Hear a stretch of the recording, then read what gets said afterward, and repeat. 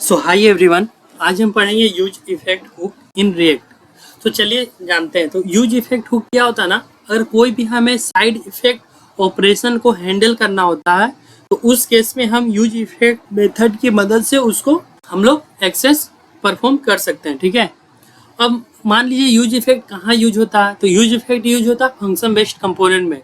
जब हमारे पास class based component नहीं था उस समय हमारे पास क्या था, फंक्शन बेस्ड कंपोनेंट था। और फंक्शन बेस्ड कंपोनेंट में हमें यूज इफेक्ट मेथड की मदद से हम लोग उस टाइप के ऑपरेशन को हैंडल कर देते हैं। ठीक है, अब क्लास बेस्ड कंपोनेंट में क्या है, क्लास बेस्ड कंपोनेंट में हमारे पास लाइफ साइकिल है, मेथड है। ठीक है, उस लाइफ साइकिल के मेथड से उस टाइप के ऑपरेशन को हम लोग परफॉर्म या हैंडल कर सकते हैं। ठीक है, अब क्लास बेस्ड कंपोनेंट में कैसे होता है, मान लीजिए कंपोनेंट रीड माउंट है, कंपोनेंट रीड अपडेट है और कंपोनेंट विल अनमाउंट है। अब ये तीनों मेथड कैसे काम करता है, देखिए सबसे पहले हमारा क्लास बेस्ड कंपोनेंट जैसे इनिशियलाइज होता है ना, उस समय कौन सा मेथड कॉल होता है, लाइफ साइकिल मेथड में सबसे पहले कॉल होता है कंपोनेंट रीड माउंट। अब हमारे पास कुछ भी समझिए कि कंपोनेंट लोड हो गया, सब चीज हो गया, अब कुछ भी अपडेट या कुछ भी ऑपरेशन परफॉर्म हो रहा है अपडेट का, तो उस केस में कौन सा हमारा लाइफ साइकिल मेथड कॉल होता है, कंपोनेंट रीड अपडेट। और सब चीज सब कुछ हो गया, ठीक है, तो सबसे लास्ट में कौन सा कॉल होता है, कंपोनेंट विल अनमाउंट। तो उसी टाइप के ऑपरेशन को हैंडल करने के लिए यूज इफेक्ट को यूज होता है। चलिए हम लोग स्टार्ट करते हैं। सबसे पहले हम क्या करेंगे ना, यूज इफेक्ट को हम लोग इंपोर्ट कर लेंगे। तो चलिए इंपोर्ट कर लेते हैं यूज इफेक्ट। चलिए इंपोर्ट कर लिए यूज इफेक्ट को। अब हम क्या करेंगे ना, एक फंक्शन बनाएंगे काउंटर। ठीक है, चलिए बना लेते हैं काउंटर। चलिए काउंटर बना लिए। ठीक है, और हम क्या करेंगे, एक सेट स्टेट बना लेते हैं। ठीक है, तो इसके लिए constant and then count comma set count. ठीक है, ये बना लिए। अब यहाँ पे लिख दिए 0। ठीक है, ठीक है, इतना हो गया। अब ये क्या करेगा, रिटर्न करेगा, रिटर्न करेगा तभी ये काम करेगा। ठीक है, अब देखिए सब कुछ हमारे पास हो गया। इसको हम लोग बना लेते हैं, ड्यू बना लेते हैं सिंपल।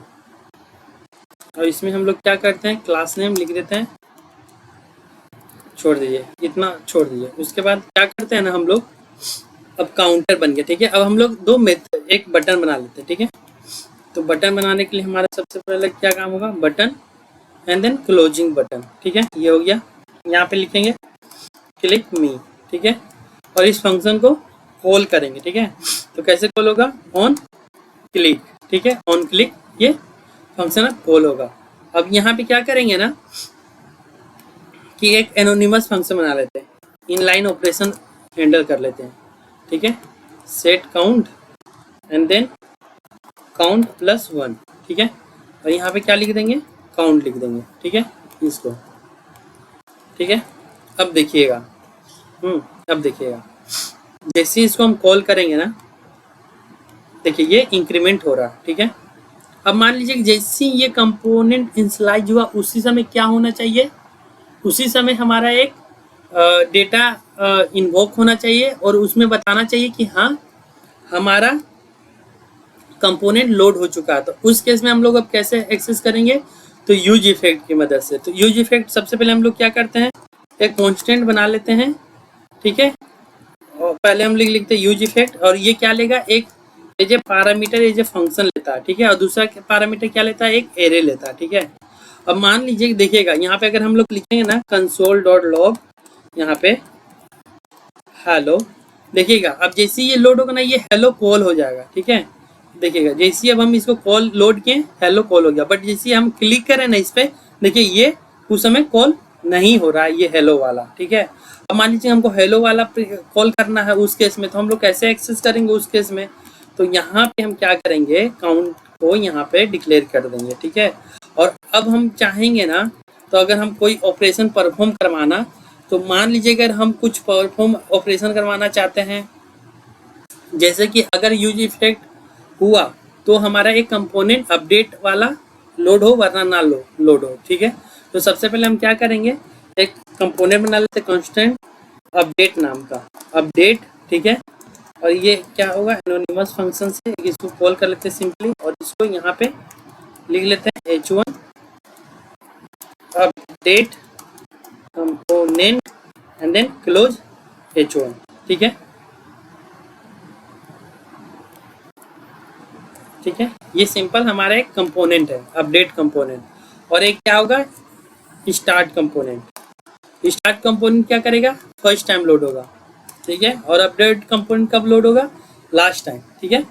तो अब सबसे पहले हम लोग अपडेट वाला देख लेते हैं सबसे पहले, ठीक है। तो अपडेट वाले में हम क्या करेंगे ना, अपडेट वाले में हम एक कंडीशन यहाँ पे लगाएंगे और इसके लिए एक और सेट फ्लैग बना लेते हैं, ठीक है। तो यहाँ पे लिखेंगे क्या, फ्लैग, और यहाँ पे लिखेंगे क्या, सेट फ्लैग। सेट फ्लैग यहाँ पे क्या लिखेंगे, फॉल्स, ठीक है। और ये सेट फ्लैग कब ट्रू होगा, जब हमारा वो चेंज होगा। तो सेट फ्लैग ऑफ ट्रू कर देते हैं, ठीक है। अब क्या करते हैं ना, यहाँ पे कंडीशन लगा लेते हैं। ये कंडीशन क्या काम करेगा, अगर फ्लैग ट्रू हुआ, अगर फ्लैग ट्रू हुआ और अगर फ्लैग ये ट्रू हुआ तो कौन सा कॉल होगा, अपडेट, अपडेट कॉल हो जाएगा, अपडेट कॉल हो जाएगा, अपडेट कॉल हो गया, ठीक है। अब सिंपल, अब देखते हैं लोड करके, देखिए अब देखिएगा, जैसे ही हम इसको क्लिक करेंगे 1, तो ये हमारा क्या, अपडेट कंपोनेंट कॉल होना चाहिए, वरना ये कॉल नहीं होना चाहिए, ठीक है। तो यहाँ पे क्या है, सबसे पहला क्या रहेगा, ये तो फर्स्ट टाइम कॉल होगा ही, फर्स्ट टाइम ये कॉल होगा, और जैसे ही ये कॉल होगा तो हर एक अपडेट में चाहे तो ट्रू चाहे तो फॉल्स ये होते रहे, ठीक है। तो यहाँ पे हम लोग टर्मिनरी कंडीशन भी लगा सकते हैं ऐसे, अपडेट, वरना अगर ट्रू है हम अगर ऑफ कर दिए, ठीक है। तो अगर हम लोग करेंगे, अब देखिएगा यहाँ पे एक और कंडीशन हम लगा देते हैं, यूज इफेक्ट, अगर